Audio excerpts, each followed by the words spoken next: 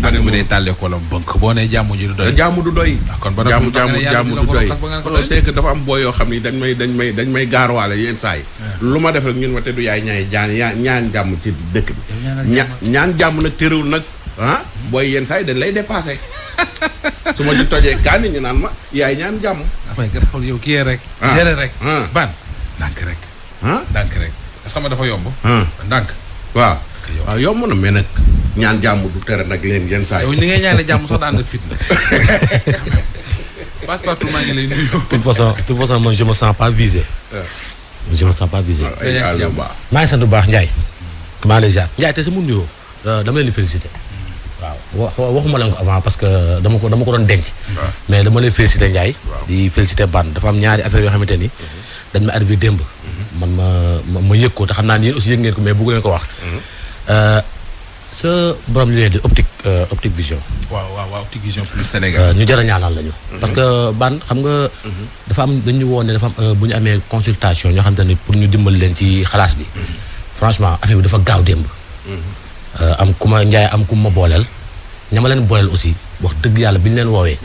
spontané nañu dem nañu accueillir nañ leen defal nañ leen seen ay consultation ba jëlee na ay mesures pour jox leen rendez-vous xam naa d'ici une semaine wala 2 semaines jox leen seen ay verres. 3 par semaine la wala par mois. non benn par semaine. benn par semaine ça fait 4 par mois. 4 mois. wax dëgg yàlla bi ma leen woowee tamit ñu dajalee 4 yëpp. jël leen. donc bi ma jokkoo ak femme bi aussi. verres yi ma wax la leen di jox. man mii su ma bëggoon jël dama koy dajale. donc wax dëgg yàlla loolu bi ma femme bi expliqué nag mu nekk loo xamante ni man lu ma neex la parce que dafa jaar ci man nit ñi di ma woo di ñaanal Ndiaye. di ñaanal waa xalaas aussi. man aussi yoon la ma yeggee leen ko. beneen bi mooy. Ndiaye démb dama toog baan woo ma rek ni ma yan ay ñaata kaaw malaat nga yor. man ko bari na mun ma yónnee ma ci 10. ma yónnee ko numéro yi après mun ma woo leen nga wax dina am ku leen woo. bi ma toogee ba ci guddi gi nag ñu bëri dañu ma doon woo aussi di ñaanal waa xalaas aussi. man comprendre ma woon. ndekete am na ku leen di woo. jël leen en charge. ñoom 10 cas yooyu waaw. ñu ngi may dégg wax ñoom ñëpp waxoon nañu naa wax seen tur. parce que nëbbatuwuñu. ñu ñaanal leen. ñaanal Ban aussi. ka ko def man xaw ma ko. jokkoo ma ak moom. jël naa kaay yónnee naa leen ko. ñooñu woo nañ ma rendre ma compte. loolu da ngaa ci am. parfait juste pour dire que ni yéen aussi franchement parce que ku nekk am nga mbokk ma xam feebar na. ku ci nekk. mais comme da ngeen ko jëlee ci xalaas bi delloo ko ci xalaas bi man dama ko wax ba ñëpp dégg ko. waaw félicité la aussi ñaanal leen ñaan yooyu noonu pour man. pour yéen la ko ne xam na ne man kenn gënuma soxla yu weer. nangoo. man ma wàññi moom ñaawaay gis-gis bi lay leeral. waaw man ñaawaay mais taxul ma dem jëli yow Optique Vision maye. mi ngi noonu donc mi ngi noonu baax na ci Optique Vision plus Sénégal kooku. man taamu naa nit booy def dara. ki nga koy defal ak yàlla mi tax nga koy def. rek ñoo ko war a xam. heureusement ba joxe woo seeni tur. ndax sutura lu mu jeex. dafa baax xamet bëgguma. gis naa fi ñuy dimbale étudiant taxaw ci télé yeeg rajo yi. wala ci réseaux sociaux yi di ko wane amul sens. parce que loolu yàlla taxatul ngay def gis-gisu nit ñee tax ngay def. même ki nga koy defal bu la nee damaa bëgg mu fës. te yàlla tax ngay def. yàlla moom boo làqatu woon ci couronne la dugg ci biir bërigo sàngoo mbàjj di ko fa defee sax du tee da koy gis. je ne vois vraiment pas. lu tax lu nit di def rek bëgg àdduna saaw ko. amul sens. man de pay ga du mat li nga ci doon seen. sant rek sant rek. yow moom Ban. jéem a am njariñ rek. waaw yow moom guddalu fan. waaw dañuy sant rek jéem a am njariñ man nag fajuma kenn de. man dama am ay nit. ñuy fajaate. waaye du mën maa leen faj man awma lu ma fajee sax sama bopp. man moom wax dëgg yàlla ay partenaire lañ yoo xam ni su mënee nekk man toujours damay xaw a prudent su mënee nekk. dama waxee dossier man la diggu sooy dem dama naan la. diguma la dara Ndoye Bane daa weex donc lii nga ma jox heure bu ma ci gisee bunt dinañ la woo musuma cee faj sama mbokk musuma cee faj ku ma xam donc ñuy sant rek di remercier bonne volonté yooyu di ñu contacter di jaamu yàlla ci doomu aadama yi di ko jaarale ci ñun. très bien voilà. may ma Ban bala ñuy sori ma gërëm partenaires yi doore ak li pass ki génne sànq mu di waa Optique Vision plus Sénégal une fois encore gërëm leen d'abord seen confiance ak Futur Média. mais également ni ñu àndee ci xalaas Optique Vision plus Sénégal loolu nga wax ci social bi moo gën a tuuti ci li ñuy liggéey ñi nga xamante ne ji dañu bëgg ay lunettes yu baax ay lunettes yu garantie mais également lunettes yu yomb les lunettes partout et pour tous mooy Optique Vision plus Sénégal. ñi nga xamante ne ji soxla nañu ci ay lunettes yu baax bu mu ci mën di doon monture boo bëgg original garantie ànd ak qualité demal Optique Vision Plus Sénégal ñi ngi fii seen showroom ci Cyprès 2 boo weesoo rond point bi laata nga egg hypermarché exclusive am nañu fële ca Mbour Sali Carrefour fa la nekk Optique Vision Plus Sénégal gars yi ci banlieue bi ñoo ngi laaj ba tax ñi ngi bëgg a ubbi benn fële ca Kër Massar Optique Vision Plus Sénégal 33 la 821 54 57 33 821 54 57 wala 77 479 63 38 ñoom it ñu ngi lëkkaloo këri diine yi di def ay di maanaam di amal ànd ak nag experts yi kàngam yi médecins yi ophtalmo yi voilà di def ay consultation médicale gratuite bu ci lunette waree bu ñu bindee ordonnance bi ñu mayee ko loolu mooy Optique Vision Plus Sénégal sa ndaw si nee na ma dem naa la wax ne la Kër Mbaye Fall la du Kër Massar waaw Kër Mbaye Fall kam nga boole dem waaw tey Yacine fu mu ma fekk rek madame Pène Yacine ñu ñëw ci beneen partenaire bu ñu àndal ci xalaas moo di Max Phone mobile bi lëmbee téléphone bi lëmbee jamono daanaka bitim réew la njëkk a wane ay preuve am ñu gis ne lu baax la ñu ne waa Sénégal la ñu ko yéene indi ko fii mu di Max Phone ak ñaari gaamu téléphone am na modèle Max 10 am na it modèle Max 30 Pro Max 10 bi ma wax leen di ci nekk tey pour que ku jug mën ko dem wuti bi ci njëkk mooy Face ID la maanaam téléphone bi sécurité am bokk na ci bu la neexee da nga koy régler noo xam ne pour mu tijjee ko da nga koy xool mooy Face ID reconnaissance faciale batterie boo xam ne boo ko chargé da ngay fàtte sax ne chargé woon nga ko 6700 mAh ba tey modèle Max 10 bi mémoire 16 Go plus ñaari RAM appareil photo bu yéeme écran bu yaatu 6,6 pouces loolu mooy Max modèle Max 10 bi képp ku ci bëgg 33 834 75 66 wala 78 568 08 98 ñu doxal waaw doxal ba mu dox di ziar amul kii express express waaw si am na xam nga ñun ñooy chef de village u Ngaabu waaw parce que sama magee borom dëkk ba mooy chef de village ba waaw démb dañ ko déclaré benn xale bu réer xale bi Pape Sène la tudd di doom ci Papis wala Massamba Sène boo ko laajee loolu sa papa mu tudd mu ne Papis wala Massamba Sène yaayam Yacine Diop dañ ko yóbboon benn daara bu nekk Mbour daara yi Moodu Fall ci Mbour xale bi fa la réere teere ji Ngaabu Mbour ba Ngaabu ay mbokkam nag bu fekkee gis nañu ko nañu yëglu Pape Sène doom ci Papis wala Massamba Sène xale baa nga Ngaabu ma nga Ngaabu xam nga Ngaabu moom fa lay daara fekk ba moom koy dem na fa war a dem dañ ko gisul dañ koy téye day yokk ji xam-xam xale bi daa demoon jàngi waaw mais ay mbokkam ak sëriñu daaraam xam fan la nekkoon waaw loolu c'est important daara yi Moodu Fall ci Mbour la nekkoon ñu doxal man express bi ma am mooy Ndiaye xam naa ne war nga ko lire ci journaux yi sax benn policier bu ay booy mbëkk mbëkk fële ca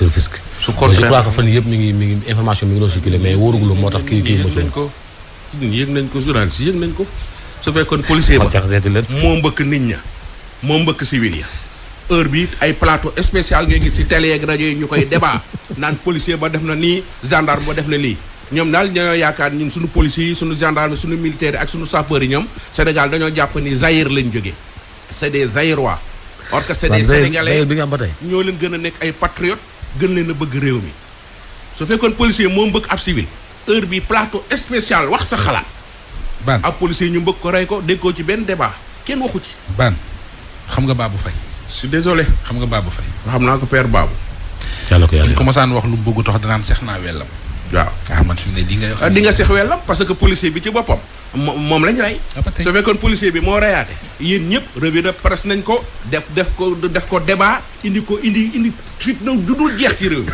te bis bu ne ñu def policier ak gendarme yi lu ñuy weng te kenn du wax ça fait mal su ma la naree ton dafa métti policier yi ci kër yi la ñuy génne sol seen tenue taxaw dem liggéey yi kenn du wax c'est vrai. Ndiaye nuyu ko agent Balde nekk commissariat kii sapeur yi ñu attaqué démb fële te xombal donc doo dégg débat fekkoon oto sapeur moo def contraire bi daw ba paan ci tali bi wala mu daw ba dugg mbëkk ay nit débat plateau spécial homme de tenue yi moom dafa mel ni dañ leen a loué Zaïre ñuy xëy si Sénégal su guddi jotee ñu ñibbi Zaïre mais c'est vrai c'est vrai te ku ci jaaxle kat doo woo sa papa doo woo sa yaay ñoom ngay woo. ban ñu doxal. agresseur déedéet dama man baax ya do suba bàyyi ma écho ba gënaaw suba armée nation bu la neexee demal bàyyi ma écho ko ba gënaaw suba rek ban demal de yaa nga xoolal pare nga police demal gendarmerie dugal ci militaire ñoom ñëpp benn lañ rek ñoom ñëpp benn la rek agresseur bi lu kii de dañ ko agressé ci autoroute à péage bi mun naa wax gàddu oto bu yóbbu loolu ko du agressé te moom kat dañ koo loué maanaam waxaale mu nga yor sa oto. ma ñëw waxaale yow ni la yóbbu ma Pire. ñu dem ba ci autoroute à péage bi fa mu wéetee maag samay gaa ñu xoj la defal la bagage yëkkati la oto bi teg la ci trottoir bi dem ak oto ba. ah it la xëy na. loolu da leen ko déglu ko.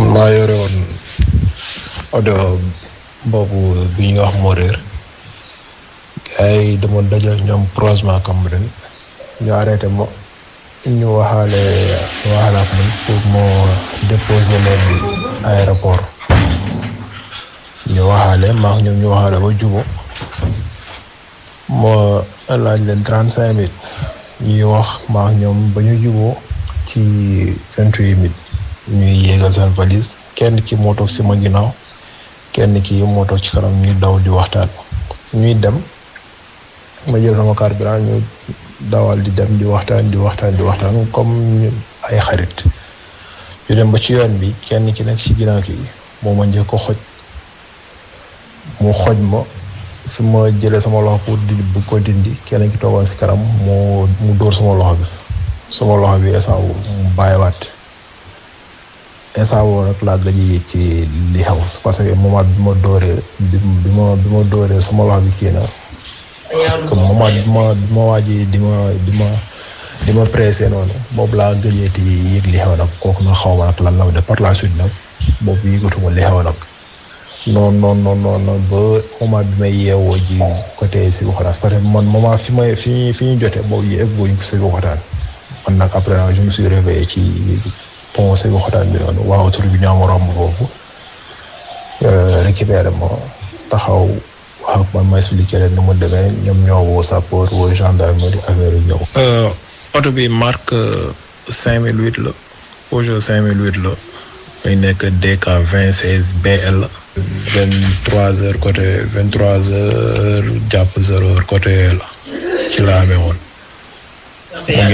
mu ngi amoon ci autoroute à péage Eiffage bi la woon affaire foofu la amee woon juste boo rombee boobu romb nañu Radisson bi nekk ci autoroute à péage boobu romb nañu boor boobu mais egguñu woon Sébikotane quoi moment bi may fàttaliku boobu egguñu woon Sébikotane mais après ñoom ñi koy pare man dañ maa yóbbu ba Sébikotane man côté Sébikotane yooyu lañ ma sànni ji mais bi ñuy laata avant ñuy jote moom egguñu woon côté foofu waaw jeudi barka dem mooy jeudi ci guddi gi ci la amee woon.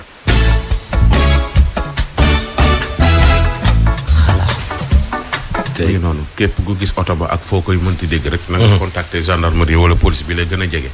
su ko defee borom ñu cee jot bu baax a baax. Ndiaye ñu xam nga lu ci gën a yéeme. waaw mooy mën nañoo jël oto bi. def ci lu ne weng dem gaareel ko fenn. waaw loolu la ñuy def. moo tax dañuy ñaan bépp nit bu ñu sàcc sa oto. li nga war a njëkk a def mooy dem déclarer ko. waaw Ndiaye loolu kay jaar na fii. ku ñu sàcc sa scooter. li nga war a njëkk a def mooy dem déclarer yow sa këyit.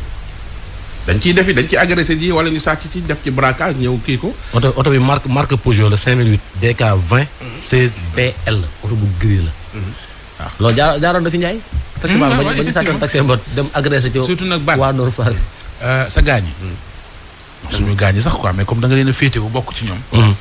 lu ñu mën a gën a dolli taxawu gi. surtout ci période bii ñu jugee ci korité jëm ci tabaski agression bi dana fi gën a takkar. gis nga nag leen laal bëgg a xam. takk der yi mënuñu liggéey lenn fii ak population bi jàppale wuñ leen ci. ci naka. xam nga sensibilisation bi da ci baax xam nga information. ak renseignement. population moo koy jox takk der. information. am étage bii ma dëkk am na ñu fi mun yi. kay joxe. policiers yi duñ ñëw naan ki nekk deuxième moo la boole effectivement. dañuy ñëw yabal fa ay nit bàyyi ci xel xool te gars yi xarañ goo xam ni yor nañ ay matériels yoo xam ne sa waay képp ku ñu bëgg a jàpp dinañ la jàpp. yow ya kay alerter rek gars yi ci ko bopp koñ bi tux yàmba yori jaase defar gu ne demal ci police bu la gën a jege wala gendarmerie signaler leen toog jàpp sa njàmbur seetaan. dans l'anonymat. loolu da ciy baax moo leen di dimbale de. xam nga dëgg de policier bu ne mënu romb kër xam ne fi dara nga fa. c'est ça doy na ñu doxal. nuru ma ummi fane ma nga fay abaane fane ku ñëw ummi fane. waaw day déglu xalaas gi mu ngi may envoyé message. fu abaa nekk. ma nga Atlanta. mel na mi. waaw gisoo réseaux sociaux yi xanaa. Aba tàggu man Atlant Aba Sikori la ma tàggu woon. man Sikori la ma tàggu man. man mii kay Daaru Muxti la ma tàggu. ñenn ñi sax Gàmbi la leen tàggu. benn sargal la femme daal. waaw dañuy sargal benn fenn femme bu tudd Oumy Fane. am na ñeneen defe naa ni Oumy Fane. doomu kii mbokku mama Emma la.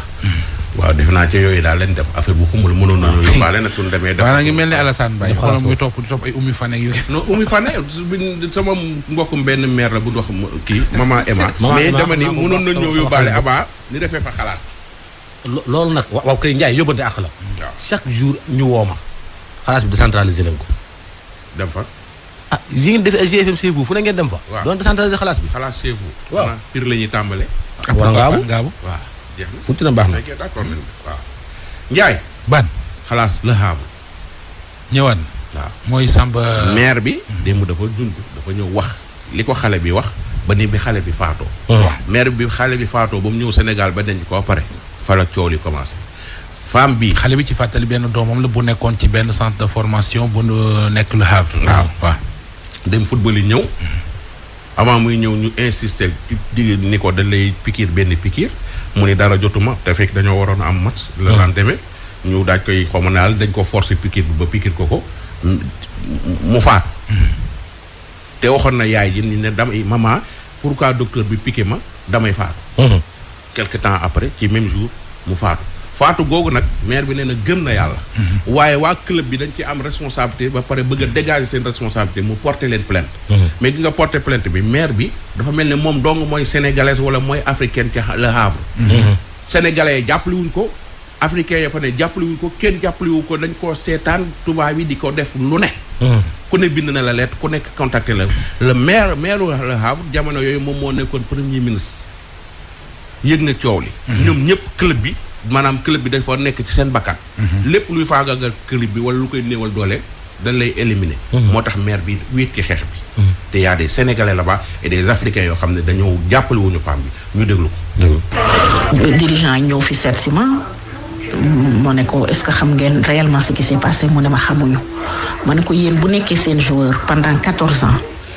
mu dee ci condition yi ngeen ñu ñëw auditer leen perquisitionner leen ngeen xam ne am na lu tax vous devez vous porter partie civile ngeen xam lan moo rey seen joueur bu ëllëgee boo leen ko mënee moytu ngeen moytu ko ñu xool ma dans les yeux ne ma xamuñu ci dara ki ma wax xamuñu ci dara nag xam nga mag muy fen moom boo xoolee bëtam rek xam ndax kii wax na dëgg wala man bi ma xoolee rek bi mu waxee rek laa xam ne dafay fen xam na li xew may xaar ba mu am 1 an c'est-à-dire bi ngi décédé le 7 avril 2018 ba 7 avril 2019 ñu génn ci journaux yi son premier anniversaire nag dëkk bi ñëpp di wax tout le monde pense à lui voilà mu am benn Being def benn mini reportage ci centre de formation bi moi les journalistes sont venus pas venus me voir sax dañu dem seeti leen ñoom ñu leen soxlawul ngeen dem seeti yaayam donc ils ont raconté du n'importe quoi dans les journaux lu nekk ñu wax ne waaw moom def ni ñoom defuñu nii ils sont nickel clean que ñoom dañuy def seen examen seeni joueurs voilà y a pas de souci machin donc ñu raxas seen der daal bëgg tilima sama bos ak sama bosu doom. Quand j'ai appris cela j'ai appelé man tam Paris Normandie et j'ai raconté les faits en fait tout ce qui s'est réellement passé ak li sama doom wax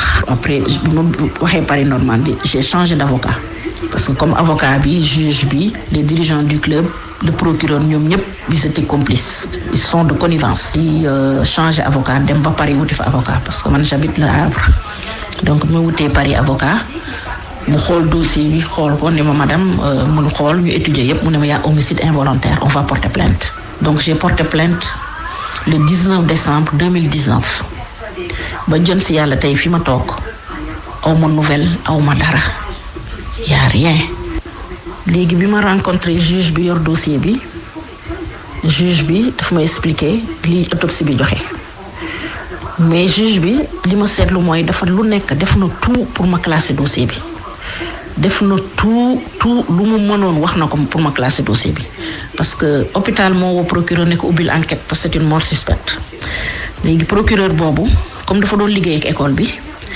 moom moo choisir juge bi yore dossier bi juge bi orienté du man sax sama jëkkër parce que boobu j'étais au Sénégal benn cabinet d'avocat ne ko traverser rue bi rek y a un cabinet d'avocat boo demee nga jël fa un avocat donc ñoom ñëpp xamante nañu bi ñu jëlee avocat mu ñëw ma seetoon avocat bi man bi ma jógee Sénégal xool ko waxtaan ak moom ma xam ne avocat bi aussi elle fait tout pour que je classe le dossier parce que dossier bi affaire football la te école de football bi ils sont responsables du décès de mon enfant ñoom xam nañ ko man xam naa ko y a eu beaucoup de manquements sama doom deful examen d'entrée te loolu amuñu ci droit médecin bi ko defal mésothérapie xoolul dossier xale bi te amuñu ci droit parce que balaa ngay piqûre nit di nga xool dossier ba xam ndax am na feebar wala allergie et mon enfant avait une allergie kooku jaaru ci yoon parce que quand j'ai dit tout cela à la juge ma ne ko est-ce que am na droit defal ko injection te xoolul dossier mu ne ma non ma ne ko son examen d'entrée est-ce que am na droit bañ ko def il avait rendez-vous le 11 octobre 2017 ñu annulé ko ba 7 avril 2018 bi mu dee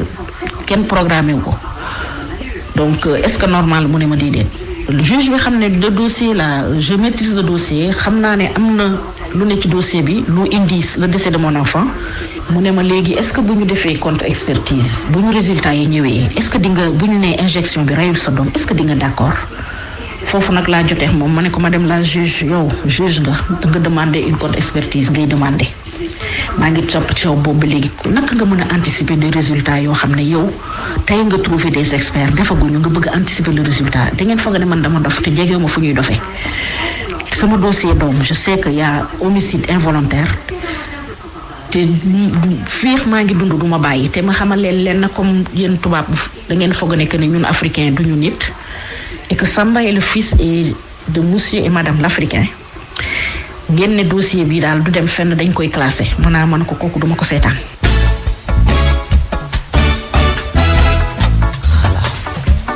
dégg nga yow. Samba est le fils de madame l'Africain mais si c'était le contraire que Michel est le fils de Jean-Paul wala yow lii bu ko tubaab bi waxee nga ne racisme la nga toog ci rajo bi di ko wax. mais de c'est vrai. waaw donc mais loolu ma mais loolu ma mais bu ko tubaab bi maire bi su doon ab tubaab la wala doom tubaab affaire bi dina leer. maire bi ko wax yëpp wax ngeen lu waxuwul. waaw mais loolu mais loolu mooy dëgg. waaw mais léegi bu ko tubaab bi waxoon ne lu ngeen di wax. mais waxuñu ko mais nañ ko bañ a wax mais dañ koy def. mais da ngeen ko wax. mais dañ koo def. xam nga lan la baal déglu ko. léegi bi ma demandé une contre-expertise 2 mois après.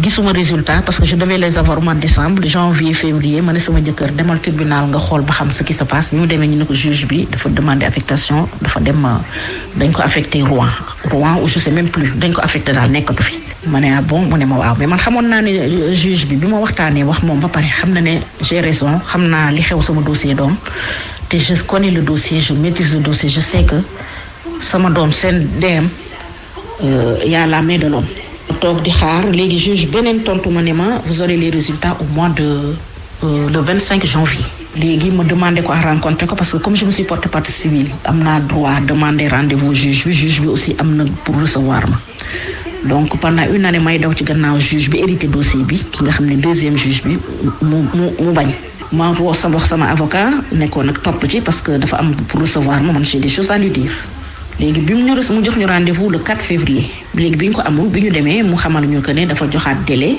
experts yi pour léegi daf leen jox délai ba 30 avril aujourd'hui je pense qu'on est le 17 ou 18 ou 19 mai je sais plus amuñu résultat amuñu dara ñi ngi xaar ba tey juge bi ma recevoir bi ma demee parce que comme dama nekk ne dans les réseaux sociaux dama ubbi une page justice et vérité pour Samba Diop sama page Facebook Samba Diop moo ci nekk ba jeex ak le combat que je mène j'ai fait une pétition j'ai 84 000 signatures wala mu ëpp ko j'ai écrit au ministre des Sports pour wax koy di xew j'ai écrit au Premier ministre Philippe balaa ñu koy remplacer j'ai écrit au maire du Havre Philippe ak des récépissés aw ma réponse ba tey aw ma réponse ministre des Sports j'ai écrit au ministre de la justice aw ma réponse j'ai écrit à l'ordre des avocats ñoom ñu tontu ma parce que c'est un collègue donc je savais que ni duñu seen collègue la ñuy défendre j'ai reçu le droit de l'homme la Ligue des droits de l'homme chez moi bi ñu ñëwee bi ma leen expliquer jox leen preuve dañ ma wax ne ma yaa ngi xeex ak des institutions dangay xeex ak des notables ñu am doole mu ne moom vous battez contre des gens puissants ak mun nañ wax sax la mafia mais li nga wane yépp vous avez raison pour ma mën leen waxtaan ak ñoom ma wax leen si sama naqar ak le combat que je mène pour la vérité sur le décès de mon enfant ñu wax ma nu mu demee et que la justice je réclame justice. L'école appartient à des notables yi procureurs yi ngi ci biir, des anciens procureurs aussi, des juges, des avocats. xam nga ñooñu pour attaquer leen dina metti. yuuxu naa fu ne wax naa ko fu ne bind naa fu ne li ma bëgg mooy xale bi il avait la double nationalité sénégalaise ak française parce que fi la juddoo man samay doom dama leen di déclarer cette nationalité sénégalaise doomi Sénégal la Sénégal itam c'est un cri de cœur. Je veux que le gouvernement sénégalais bi mu gaañu mu yóbbu ko Sénégal j'ai reçu des journalistes yu fa ñëw donc j'ai fait 3 mois et demi gisuma kenn parce que mon enfant bi mu gaañu son décès a fait le tour du Sénégal a fait le tour du monde laay mën a wax. parce que ba ma ko yóbboo Sénégal la ma fa fekk dama ne waaw xale bu tuuti 18 ans discret bu mu saan ñëw vacances sax du génn kenn xamalu fenn naka la DM bi mën a defee le tour du monde. Le gouvernement sénégalais, je parle même de Mounassa, c'est un cri de cœur, hein, même le président de la République. Parce que tubaab bu xamuñu ne fonk ñu nit ku ñun du ñuy nit ci ñoom du ñu dara ci ñoom parce que xale bi su ko monsieur et madame Caron juróom wala monsieur Caron ak madame Dupont kon le problème serait réglé depuis longtemps.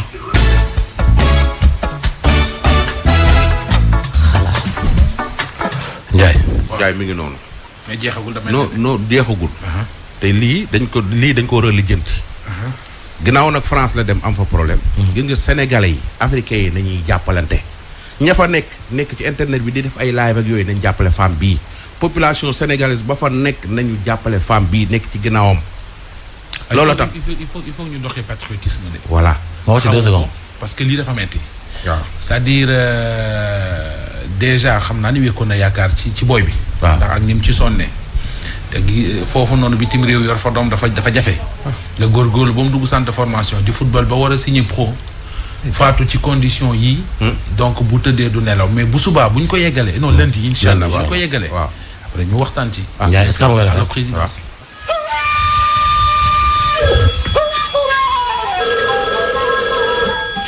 président de la République président ci corona be ko barak sa nagari sa zori victoire président de la République la République résidence du président de la République mo debar historique de la carte de la plateau capitale Sénégal construit en 1902 oui sama defal ko na mu nekk la résidence officielle du gouverneur général de l'Afrique occidentale le personnage Senghor Diagne 1964 ba ju 82 Abdoulaye 2012 Macky Sall depuis 2012 mi ñam fi ñëwaat fi ñu xaar baab ki wone bu ko jot président ko kaloro ko lewte salaamaaleykum jëf na loo xam ne moom ko yóbbu jaajëfal ko salaamaaleykum. ndax wax dëgg yàlla tabaski jub si président wut jaral loolu wax dëgg yàlla askan yëpp war nañ ko rafetlu ndax Sénégal dafa ne lu mu gàtt gàtt man de maa ngi séntu ñaari laatu. Mari salaamaaleykum Babalou.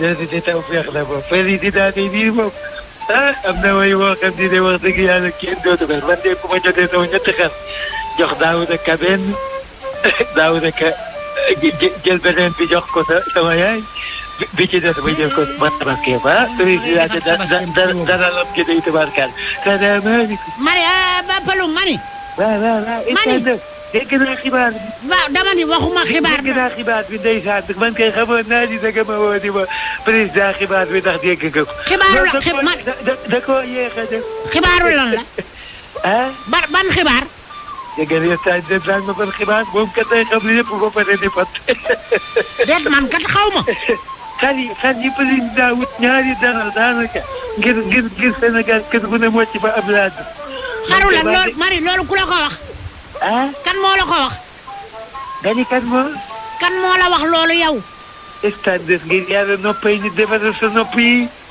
déet mani noppay nit baax na déggoo ma di dama ni loolu yow kan moo la ko wax yow foo ko déggee loolu kan moo ma ko wax waaw dama ko dégg déet fan nga ko déggee waxuñ ni yow stade ñaatoo nga ni président jënd na ñaari dara ngir jox askanu Sénégal yëpp ay xar déggoo ma wax fi ay waxi xar de man ay waxi avion laa doon wax dañuy waxi avion dëkk bu ne avion waaye yow nuy wax waxi tabaski guy ñëw kenn amul xam muy wax waxi avion yi nag tukkiwul waa waa léegi bu tukkiwul noonu nag Sénégal amul droit am avion bu bees ani Sénégal amuñu droit am avion bu bees amuñu droit am avion bu bees waaw loolu kay yokkute la ñu ngi ci ko gën a waaye darar gi moo ëpp solo fi mu toll xam nga borom kër yi fi mu ne fi mu toll ñëpp a ngi dox di bee ndax tabaski ko jub si. mani tabaski des na dégg mani tabaski jub seegul des na de. tabaski nga di jub seegul. jub aram fu mu jub seegul. yow tabaski daanaka booy wax ñaari weer la de. loolu nga naan jub si. waa jub si na loolu mooy jub si ci yow. nga ni loolu mooy jub si ci yow. waaye stade yow da ngaa amum xar rek ndax yow yaa ngi pare darar gi yow lañ ko wutal waaye boo meloon ne man ak keneen doo fi toog naa tabaski jub seegu tabaski ba xanaa xamoo waajtaay bi ñaari weer la soble pomme de terre patate suppana xar sum xale yi jooyoo fii ñii tëppee. déet waaye yow mani yow xaaral président sa enveloppe dina ñëw. nga xaar président sa enveloppe dina ñëw. waay stade yaa baax. kay. jekk ko ndeysaan nee na ma xaar président sama moo tax président yal na am ñeenti mandat fukki mandat. fukki mandat ak juróom fukki mandat yàlla jox juróom fukki mandat. Papalum waaw man de enveloppe bu ñëwee ba ma jox ci daaw dëkk ca Louga ca Makane ma. mani rek sama xol nga mani yow sa raxas day fokk ndab te loo tëgg rax ca përëm votre correspondant ne peut-être toujours bu ñëwee ma sédd la waaw dinaa la sédd bu ñëwee naa la sédd enveloppe bi bu ñëwee naa la sédd loolu du nu bootee sandis yow maa ngi yow daal doo garaawut